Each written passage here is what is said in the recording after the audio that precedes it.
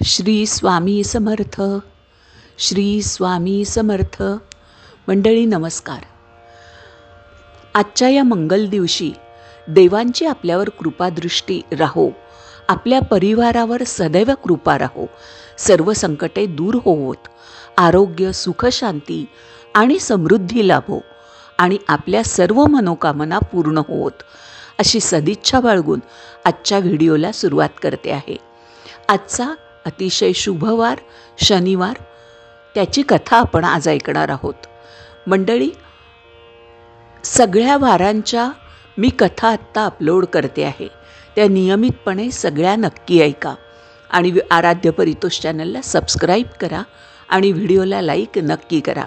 चला तर व्हिडिओला सुरुवात करूया. पहिली कथा शनिवारची. कहाणी शनिवारची मारुतीची. आटपाट नगर होतं. तिथं एक ब्राह्मण राहत होता. त्याला एक सून होती, एक मुलगा होता. मुलगा प्रवासाला गेला होता. सासू सासरे देवाला जात असत, भिक्षा मागून धान्य आणीत असत. सून घरात स्वयंपाक करून ठेवीत असे, सासू सासऱ्यांना वाढीत असे, उरलं सुरलं आपण खात असे. असं होता होता श्रावण मास आला, संपत शनिवार आला. तसं संपत शनिवारी आपला एक मुलगा आला. बाई बाई मला न्हाऊ घाल, माखू घाल.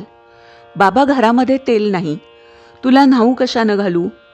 माझ्यापुरतं घागरीत असेल, थोडं शेंडीला लावून न्हाऊ घाल, जेवू घाल, माखू घाल. घागरीत हात घालून तेल काढलं, त्याला न्हाऊ घालून जेवू घातलं. उरलं सुरलं आपण खाल्लं. असे 4 शनिवार झाले. चौथ्या शनिवारी त्या मुलानं तांदूळ मागून जातेवेळी घरभर तांदूळ फेकून अदृश्य झाला. इकडे घराचा वाडा झाला, गोठाभर गुरं झाली, धान्याच्या कोठ्या भरल्या, दासी बटकीनी घर भरलं. सासू सासरे देवाहून आले तो घर काही ओळखेना. हा वाडा कोणाचा? सून दारात आरती घेऊन पुढं आली. मामंजी, सासूबाई इकडे या.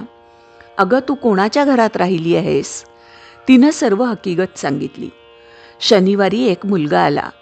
बाई बाई मला न्हाऊ घाल, माखू घाल. बाबा घरामध्ये तेल नाही, तुला न्हाऊ कशानं घालू? माझ्यापुरतं घागरीत असेल ते काढ, थोडं शेंडीला लावून न्हाऊ घाल, जेवू घाल. घागरीत हात घालून तेल काढलं, त्याला न्हाऊ घातलं, जेवू घातलं. उरलं सुरलं आपण खाल्लं. असे 4 शनिवार झाले. चौथे शनिवारी त्या मुलानं तांदूळ मागून जातेवेळी घरभर तांदूळ फेकून अदृश्य झाला. इकडे मोठा वाडा झाला. तुम्ही चुकाल म्हणून मी दारात उभी राहिले, असं म्हणून त्यांना आरती केली. सर्वजण घरात गेली. त्यांना जसा मारुती प्रसन्न झाला तसा तुम्हा आम्हा हो. ही 60 उत्तराची कहाणी 5 उत्तरी सुफळ संपूर्ण. आता शनिवारचीच दुसरी संपत शनिवारची कहाणी. कहाणी संपत शनिवारची. ऐका परमेश्वरा शनिदेवा, तुमची कहाणी. आटपाट नगर होतं. तिथं एक आपला गरीब ब्राह्मण राहत होता. त्याला 3 सुना होत्या. पावसाळ्या दिवशी तो लवकर उठे, सकाळी जेवी, लेकी सुनांना सुद्धा शेतावर पाठवी, धाकट्या सुनेला मात्र घरी ठेवी. याप्रमाणे करता करता श्रावण मास आला. पहिल्या शनिवारी ब्राह्मण आपल्या नित्याप्रमाणे शेतावर गेला.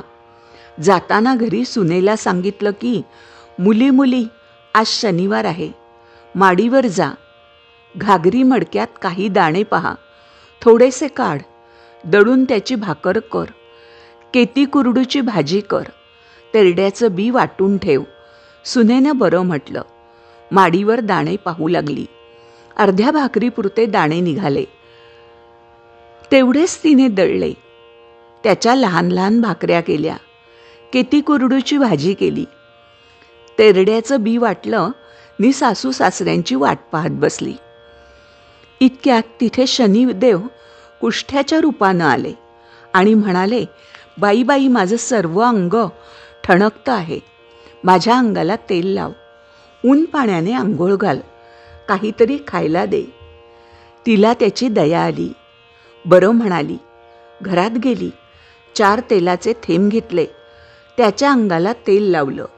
वाटलेलं बी लावून ऊन पाण्यानं आंघोळ घातली, भाकरी खाऊ घातली, त्याचा आत्मा थंड केला. तसा कुष्ट्यानं आशीर्वाद दिला. तो काय दिला? तुला काही कमी पडणार नाही म्हणून म्हणाला. आपलं उष्ट वळचणीला खोचलं व शनिदेव अदृश्य झाले. नंतर काही वेळानं घरी सासू सासरा दीर जावा आल्या. त्यांनी सर्व तयारी उत्तम पाहिली, संतोषी झाल्या. आपल्या घरात तर काहीच नव्हतं, मग हे असं कशानं झालं म्हणून आश्चर्य करू लागली. दुसऱ्या शनिवारी ब्राह्मणानं दुसऱ्या सुनेला घरी ठेवलं. सगळी माणसं घेऊन शेतावर गेला. इकडे काय मौत झाली? शनिदेवानी मागच्यासारखं कुष्ट्याचं रूप घेतलं. ब्राह्मणाचे घरी आले.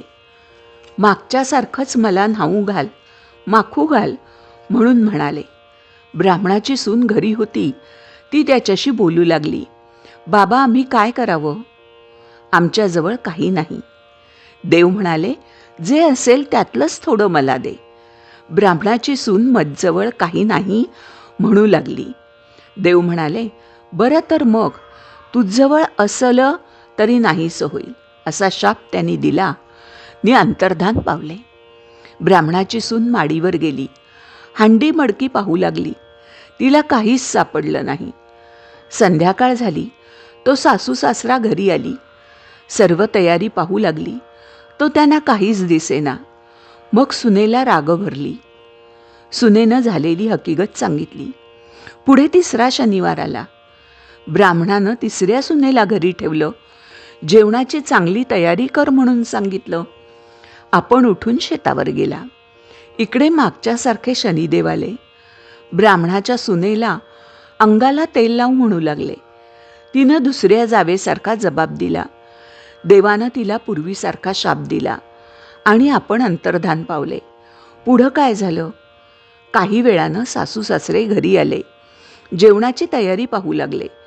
तो तिथं काहीच दिसेना. मग त्यांनी सुनेला विचारलं. मागच्यासारखीच हकीकत ऐकली. सगळ्यांना उपास पडला. मनात फार खिन्न झाले. पुढे चौथा शनिवार आला. ब्राह्मणानं धाकट्या सुनेला घरी ठेवलं. पहिल्यासारखी आज्ञा केली आणि आपण निघून शेतावर गेला. इकडे शनिदेवानं काय केलं? गलित कुष्ट्याचं रूप धरलं. ब्राह्मणाचे घरी आला. सुनेला म्हणू लागला, बाई बाई, माझं अंग ठणकतं आहे, त्याला थोडं तेल लाव. तिनं बरं म्हटलं. अंगाला तेल लावलं. ऊन पाण्याने आंघोळ घातली. भाजी भाकर खायला दिली. तेव्हा देवानं तिला आशीर्वाद दिला. तो काय दिला?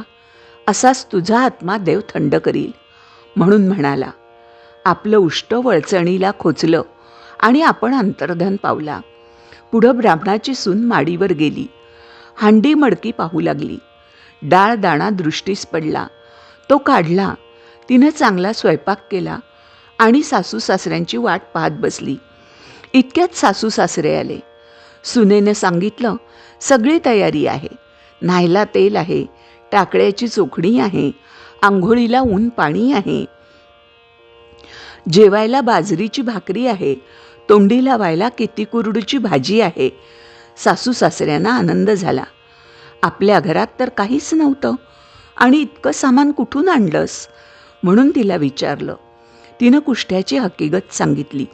दिलेला आशीर्वाद सांगितला. सासऱ्यांना आनंद झाला. इतक्यात काय चमत्कार झाला? सासू सासऱ्यांची दृष्टी वळचणीकडे गेली. तिथे काही खोचलेलं दृष्टीस पडलं. त्यांनी ते सोडून पाहिलं. तो पत्रावळीत हिरे मोते दृष्टीस पडली. सुनेला दाखवली. ह्याच पत्रावळीवर तो कुष्टी जेवला म्हणून तिनं सांगितलं. सासरा म्हणाला, देवानं मुलीला दर्शन दिलं. पुढे दुसऱ्या सुनास हकीकत विचारली. त्यांनी तो 2 वेळा आला होता म्हणून सांगितलं. आम्ही त्याला काही दिलं नाही. त्याला त्याचा राग आला. नंतर त्यानं तुमच्याजवळ काहीच नसेल म्हणून सांगितलं आणि त्याच दिवशी हांड्या मडक्यातले दाणे नाहीसे झाले म्हणून 2 शनिवार आपणास उपास पडला. पुढं सासऱ्यांनी शनिदेवाची प्रार्थना केली. मुलीला आशीर्वाद दिला व नेहमी शनिदेवाची पूजा करू लागले. जसा शनिदेव त्यांना प्रसन्न झाला तसा तुम्हा आम्हा हो. ही 60 उत्तराची कहाणी 5 उत्तरी सुफळ संपूर्ण. धन्यवाद मंडळी.